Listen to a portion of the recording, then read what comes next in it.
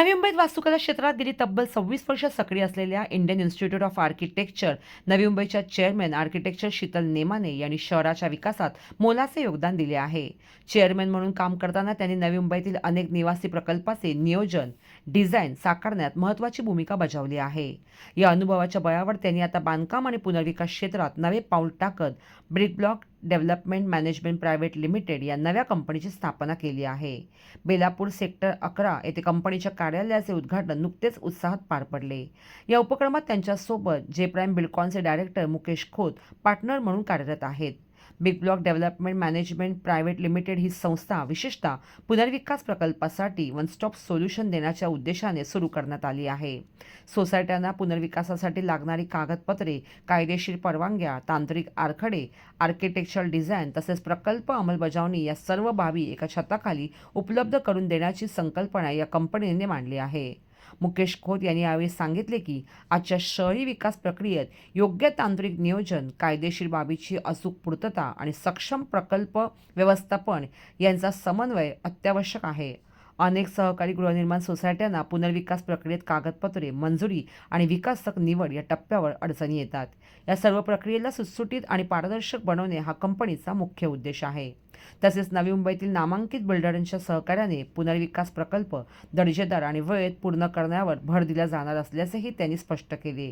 यामुळे सोसायटी धारकांचा दीर्घकाळ प्रलंबित असलेला प्रश्न मार्गी लागण्यास मदत होणार असून वेळ आणि खर्च या दोन्हीही बचत होईल, असा विश्वास शीतल नेमाने आणि मुकेश खोत यांनी व्यक्त केला. मला ॲक्च्युली 26 वर्ष झाली आहेत मी प्रॅक्टिस करते या क्षेत्रामध्ये आणि फारच मोठं म्हणजे योगदान पण आहे आमचं ॲज अन आर्किटेक्ट. म्हणजे प्रत्येक आर्किटेक्टचं असतं कुठल्याही शहराला डेव्हलप करण्याच्या मागे.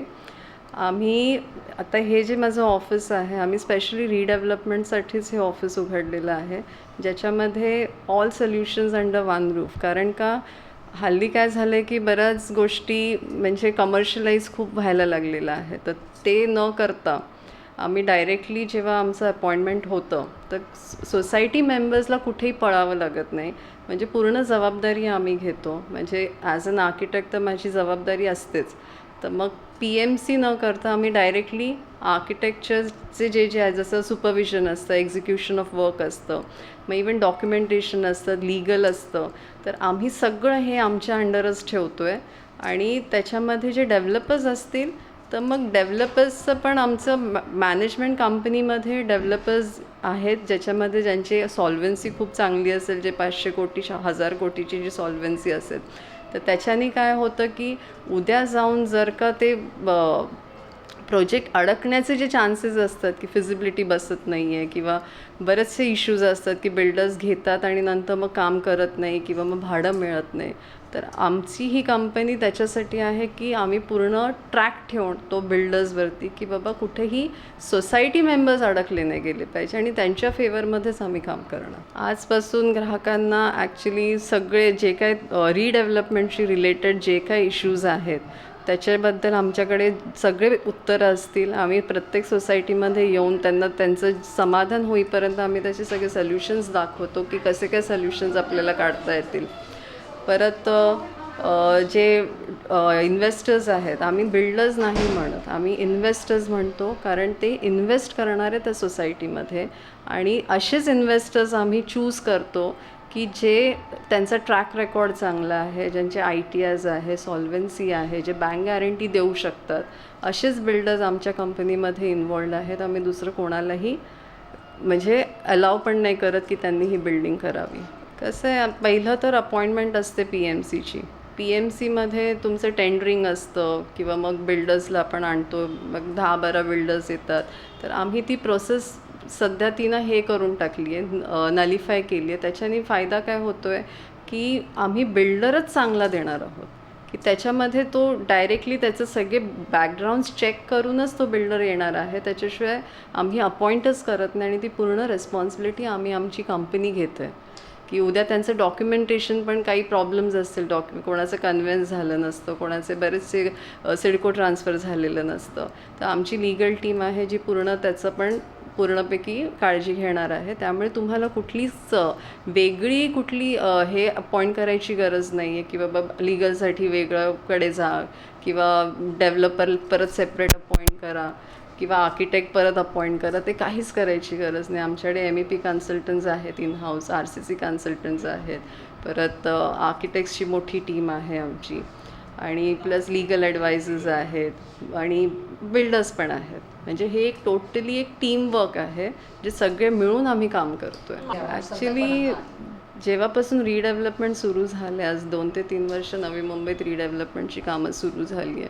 पण अशा बरेच आमच्याकडे ना सोसायटी मेंबर्स आलेत ज्यांचं म्हणजे बिल्डिंग तोडली आहे पण काम नाही करत आहे बिल्डर किंवा अर्धवट सोडून निघून गेलेत कारण त्यांची फिजिबिलिटी बसत नाही आहे, कारण कुठेतरी त्यांना मिसगाईड केलं गेलं आहे. त्याच्यानंतर आम्हाला बरेचसे म्हणजे आमच्याकडे लोक यायला लागलेली की मॅडम तुम्ही बघा जरा, कारण माझा 25 वर्षाचा अनुभव असल्यामुळे माझ्याच काही सोसायटी मेंबर्स म्हणजे ज्यांच्यासाठी मी काम केलेलं आहे तर ते पण यायला लागले त्यांचे प्रॉब्लेम्स घेऊन. आणि म्हणून मग आम्ही 2-3 महिन्यापूर्वी मग डिसाईड केलं की चला आपण पण चालू करूया, कारण तोपर्यंत मी रिडेव्हलपमेंटमध्ये तेवढा इंटरेस्ट घेत नव्हती. पण आता असं वाटतं आहे की म्हणजे फार गरज आहे स्पेशली सोसायटी मेंबर्ससाठी, कारण आम्ही थोडंसं आउट ऑफ बॉक्स काम करतो आहे आणि नक्कीच ह्याचा सोसायटी मेंबर्सला फायदा होणार आहे. मला तर एकच आव्हान द्यायचं आहे की कुठल्याही म्हणजे गोष्टींसाठी बळी पडू नका. जे काय विचार घ्याल ते म्हणजे एकदमच विचार करून सगळे हे करा, कारण काय होतं आहे की 2-3 जणांमुळे ना सोसायटीची वाट लागते किंवा जे कमिटी मेंबर्स आहेत त्यांनी पण काळजीपूर्वक अपॉइंट करताना, बिल्डर्स अपॉइंट करताना किंवा आर्किटेक्ट्स अपॉइंट करताना त्यांचं बॅकग्राऊंड चेक करणं फार महत्त्वाचं आहे. कारण काय होतं की आपण वरचेवर बऱ्याच गोष्टी होतात आणि बॅकग्राऊंड चेक होत नाही आणि नंतर मग ही सोसायटी मेंबर्स फसतात. त्यामुळे आणि आम्ही ते मीडिएटरचं काम करतो ॲक्च्युली, की आम्ही बिल्डर्सचं बॅकग्राऊंड चेक करूनच मगच त्यांना आम्ही ॲज अ डेव्हलपर म्हणून आम्ही त्यांना एंट्री देतो, नाही तर आम्ही सोसायटीत एंट्रीज देत नाही. बघा, मी ॲज अ डेव्हलपर तुम्हाला माहितीच आहे की जे प्राईम बिल्डकॉनचा मी डायरेक्टर आहे. तो मॅडमसोबत काम करताना मी बाकी आर्किटेक्चर्स बघितलं की त्यांची कामाची पद्धत बघितली. त्याच्यानंतर मग मी काही कामं शीतल मॅडमसोबत केली, जे आर्किटेक्ट्स त्या इंडियन इन्स्टिट्यूट ऑफ आर्किटेक्चर चेअरपर्सनही आहेत. तर या ठिकाणी आल्यानंतर आमच्या डोक्यात एक संकल्पना आली की आपण एक PMC आणि डेव्हलपर एक वेगळ्या रूटला काम करण्यापेक्षा जर दोघांनी येऊन जर एकत्र काम केलं as a development management company, तर ते सोसायटीसाठीही बेटर राहील आणि ॲज अ डेव्हलपर्स आणि आर्किटेक्टसाठीही बेटर राहील की एकाच ऑफिसमधून सर्व काम सुरळीत पार पडेल, सोसायटीजने त्यांचा कोणताही त्रास होणार नाही आणि व्यवस्थितरित्या सर्व काम पार पडेल. पारदर्शकता खूप राहील, कारण कसं आहे, आता या ठिकाणी आता समजा शीतलजी आहेत, त्या स्वतः आर्किटेक्ट आहेत, प्रॉपरली या ठिकाणी सोसायटीजवाले आले, त्याच्यानंतर प्रॉपर प्लॅनिंग काय होणार आहे, नुपोल्स काय आहेत, प्लॉट रेकॉर्डिंग, कोणत्या परमिशन्स घ्याव्या लागतील, या सर्वांचं नॉलेज त्या ठिकाणी भेटणार. त्याच्यानंतर मी स्वतः या ठिकाणी असणार आहे, त्याच्यामुळे ॲज अ डेव्हलपर माझं वर्किंग काय असणार आहे, रिस्पॉन्सिबिलिटी काय असणार आहे, पैसे कशा पद्धतीने यूज होणार आहेत, माझा फंडिंग सोर्स काय असेल, या सगळ्या गोष्टींचं होतं. आणि त्याच्यात आर्किटेक्ट, डेव्हलपर्स आणि कॉन्ट्रॅक्टरही ह्याच्यात इन्व्हॉल्व असतो. त्याच्यामुळे कॉन्ट्रॅक्टर कोण काम करणार आहे याचंही फर्स्ट डेलाच क्लिअरन्स सोसायटीकडे येतं. त्याच्यामुळे सोसायटीला डिसिजन घेणं सोपं होतं आणि एकदा सोसायटीने आमच्याकडे काम सोपवल्यानंतर ते काम कुठेही न थांबता नॉनस्टॉप पूर्ण होतं. जे आधी सोसायटीजना प्रॉब्लेम झाले की रेंट न भेटणं, बिल्डिंग टाईमात पूर्ण न होणं, ते न होता आता टाईमलाईन काम कसं सोयीस्कर होईल याच्यासाठी हे development management company brick block आम्ही ओपन केलेले. चपराक म्हणजे बघा, काही सोसायटीज असतात, समजा त्यांचे चेअरपर्सन्स असतात, एक काही अर्धवट नॉलेज घेऊन चालणारे लोक मार्केटमध्ये खूप आहेत, म्हणजे त्याला तोतयागिरी बोलू शकतो आपण, ते लोकांना फसवतात. पण या ठिकाणी आल्यानंतर ॲक्झॅक्टली प्रोफेशनली आणि खरंच क्लीन कट जे फायनली टोटल नॉलेज असेल ते या ठिकाणी सोसायटीला भेटेल की ॲक्च्युली त्यांची सोसायटी रिडेव्हलपमेंट करण्यायोग्य आहे, करावी लागणार आहे की केली जाणार नाही किंवा होऊ शकत नाही. तर काही लोक कसं करतात की सोसायटी होणारही नसेल तरी मोठे मोठे आश्वासनं देऊन ती सोसायटी आम्ही करू असं सांगतात, अपॉइंटमेंट घेतात, डेव्हलपरचा बोर्ड लागला जातो, पण पुढे जाऊन ॲक्च्युली ते टेक्निकल काम होणारं नसतं, म्हणून ते काम रखडतं. तर इथं त्या ठिकाणी काही होणार नाही आहे. आणि बऱ्याचशा गोष्टी जे एजंट्सला पैसे जातात, PMCजना पैसे जातात, त्याच्यामुळे जो सोसायटीना दिला जाणारा बेनिफिट आहे तो कुठेतरी कमी होतो.